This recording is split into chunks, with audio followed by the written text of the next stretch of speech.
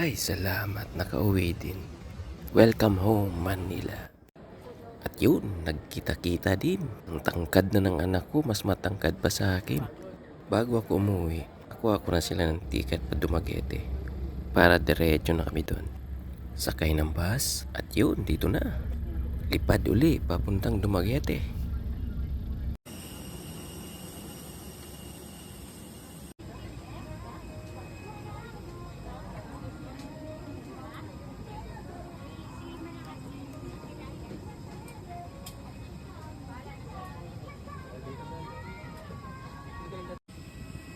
45 minutes lang, dito na agad tayo. Bali, sasakay pa kami ng tricycle niyan papuntang Dumaguete City.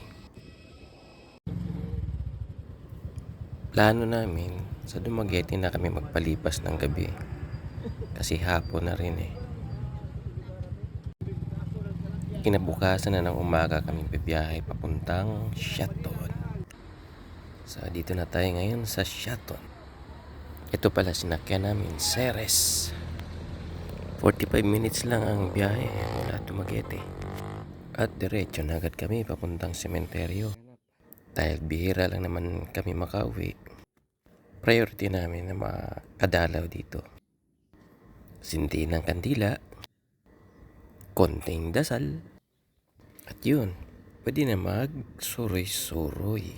Mula dito sa sementeryo, sumakay kami ng tricycle. 10 minutes lang biyahe. Mula Shaton hanggang dito sa Inalad. Tapos mula highway sa Inalad, eto na. Umpisa na ang lakad. Malapit lang naman. Mga 2 bundok lang ang tatawirin. Siguro nasa 5 kilometers ang distance mula sa highway hanggang doon sa bahay namin sa Balongagi. Na-miss ko talaga itong lugar namin. Dito ako naninirador ng ibon dati, yung bata pa ako. Dati ang haba ng damo dito, tapos ang daming bayabas. Ngayon malinis na, Carabao grass na yung mga tumutubo dito.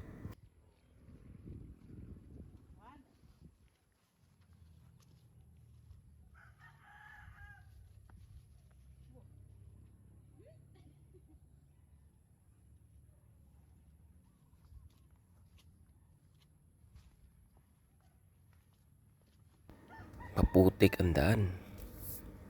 Tag-ulan na kasi dito.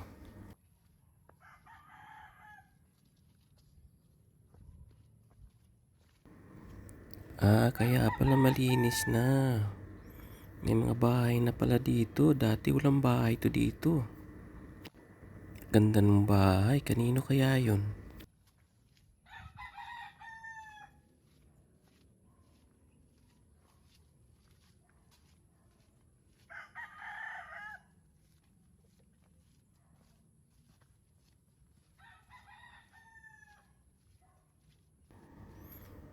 Papunta na kami niyan sa bahay ni nung isong. Paglingon ko nakita ko si Jonathan. Malaki na, binata na. Nung umalis ako dito, mga maliliit pa itong mga to eh. Mga bata pa. Tingnan niyo yung mais, pausbong pa lang.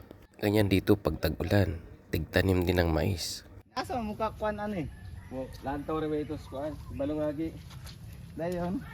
Ay ma'am, mubayag na pito, mis Dumaguete nakakuan, upara ng kwarto. Ano mga dar pidagang kakuanan dire. Asa mo tagaputi?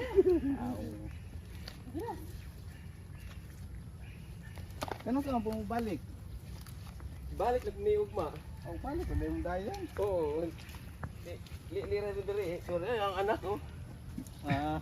Si Axel. Napita ka na to din kung mga nabagkuan ka yung ilan ulan. Ang daming bayabas dito dati sa lugar na to. Pati siriguelas.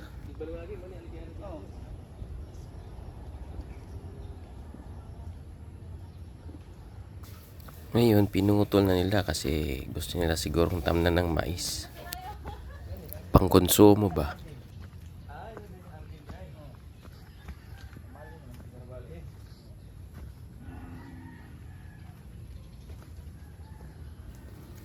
Ito na siguro yung bahay nila ni Tio Poldo.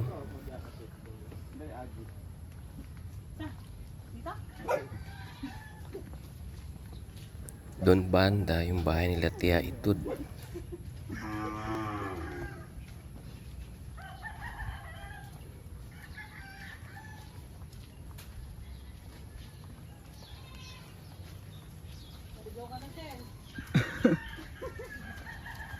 Yung ato, mas pikat ko na ba? Again dito na.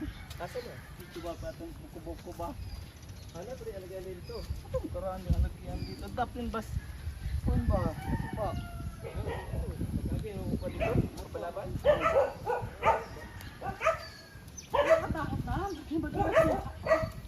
Yun, dito na tayo sa bahay nila ng Isong. Oh.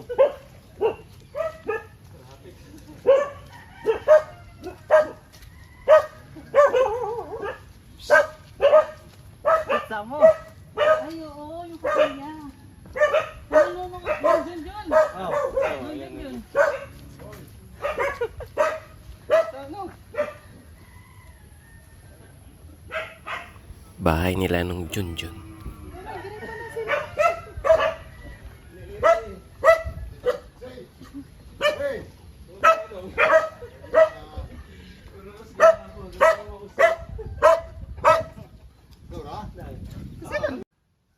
Eto na pala yung kapilya namin, no? Dahil sa pagtutulungan ng mga taga rito, ayun, naitayo itong kapilya na ito.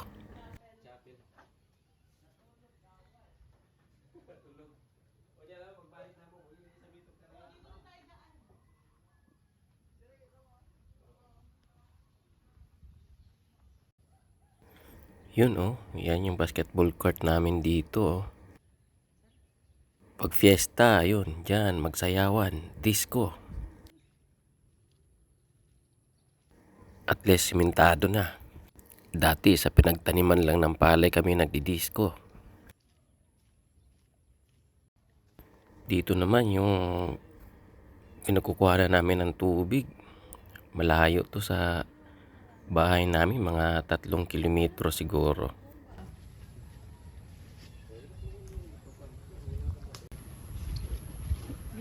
Uy, ang laki ng baboy.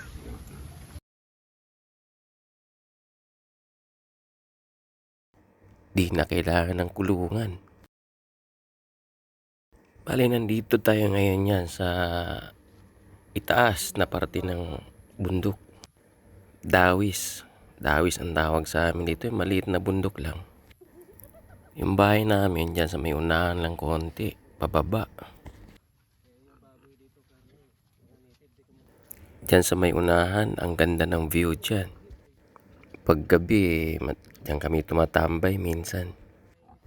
Tanaw namin yung kabundukan doon sa unahan. Yun, no? Ang ganda ng view. Sa may bandang ibaba niyan, yan na yung bahay namin. Dito dati nakatira yung kababata ko, ah. Dati tinatamnan ng mais din to. Pero ngayon, ang ganda no tuloy tignan. Puro Carabao grass yung tumutubo dito. Tsaka amorsiko. Ganda tignan, parang park.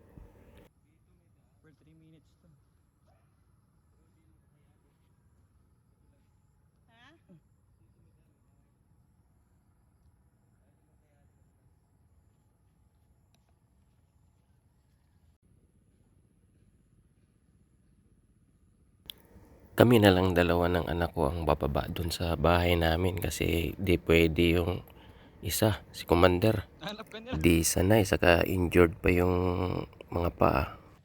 Baka magpagulong-gulong siya dito pababa.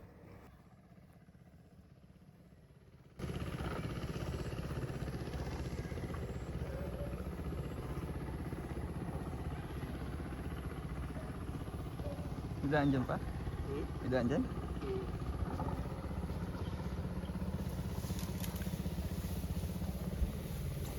Hindi nga kaya ni mama to.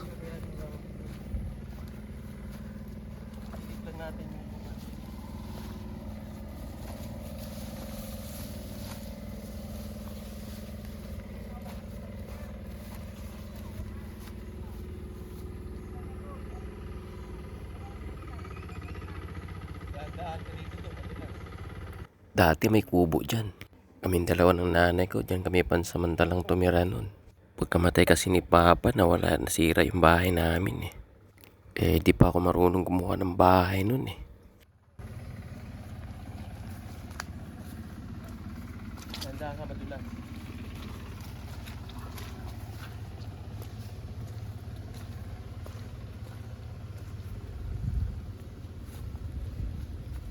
Ganda. Pwede mo namang pala ka. Pwede may chat si mama mo mamaya. Kung ano. Diyan na lang siya. Kung dito rin. Relax lang. Makita.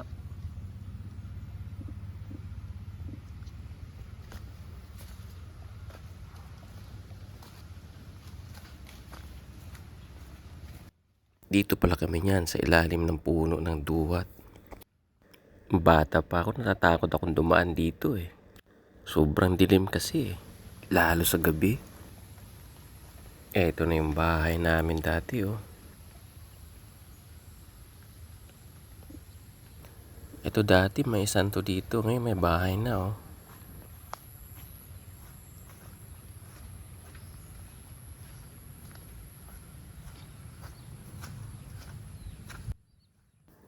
Buhay pa yung mga tanim ni mama na nyog. Pero yung mga siniguelas parang wala na, di ko na nakikita ah. Ano kaya nangyari sa mga siniguelas namin dito? Naubos lahat.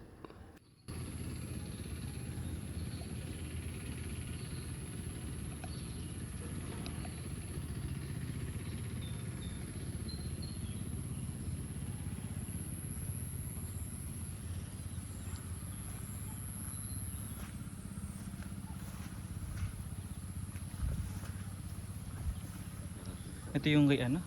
Tito Danny. Oo. Bahay namin. Kaya lang. Kaya dito dahil mo. Puro tayo ng kambing.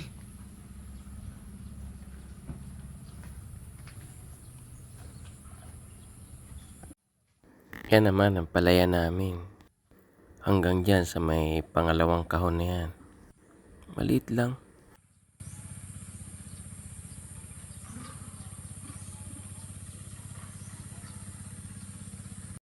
Sumabak nga yat. Narinig namin yung boses ni Commander bumababa, sumunod sa amin. Sila tayo. Ano na yan dyan? Ay, nandiyan na pala sila oh. Sabi siya pa yun nandito na eh. Kaya ba? Mabuti ka ba? Lagi ka lang smile. Akong gikuyugan. Oo, okay. Balik-balik biya ang butuan yan. Kasi best friend sa una sa may na masayod ka. Anong ilarga na ka? Magdala-dala na siya gamay batang dawi. Hindi siya.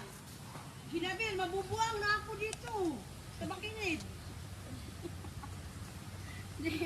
Maminaw, nagdramatan kay radyo man ang Bre, ay Sim!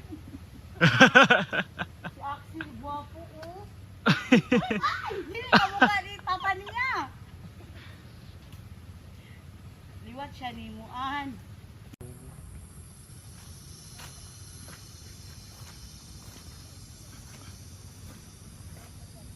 Ipos ka kung ako. Ito pala yung dati namin palikuran, no? Kaya ito yung rason na kung bakit sa Dumaguete kami nag-check-in. Kasi nga dito sa bahay namin wala nga tao, walang palikuran. Medyo mahirap magstay na matagal. Itong mag-ina ko, hindi naman to katulad ko na Boy Scout. Pinagawa pala to ng kapatid ko. Pina-finishing niya, naka-finishing na dati. Wala pang finishing tong pader dito. Pero dito, ito yung kwarto ko dati. Walang nagbago. Ito pa rin. Dito naman yung kwarto ni Mama. Kasama pala namin si Nabel. Okay din ulunan naman. Ito yung terrace si mama niya. Ako man lang, siya. Sel, kasi edad mo tong kahoy na to. Puno. Walang puso, doon kayo sa Ayan, mama. kalaro ko ng takyan noon. Tennis garter. Batolata. Yon naman mga neighborhoods namin. Mga silingan. Ang sakto ra kay dagko na may mga Di bata. lagi po kadulog ng hirig sa. Sugod na pud mig bagtas kay hapon na. Balik na Miss Agi. Di umubra ang Crocs ni Commander oh. Di magsilbi. Bit yun ang tsinelas. Luoy guys, Commander oh. Kamu reaching ang Agi.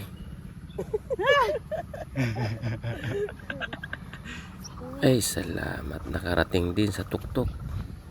Kawawa si Commander oh, nadulas. Napalaban talaga siya ng gusto dito sa lakad na to ah. Nahala. Hanggang dito na lang muna ang video natin guys. Kay kapoy na may bagtas. Maraming salamat sa panonood. Bye bye for now. At ingat palagi. Amping kanunay mga Bisaya.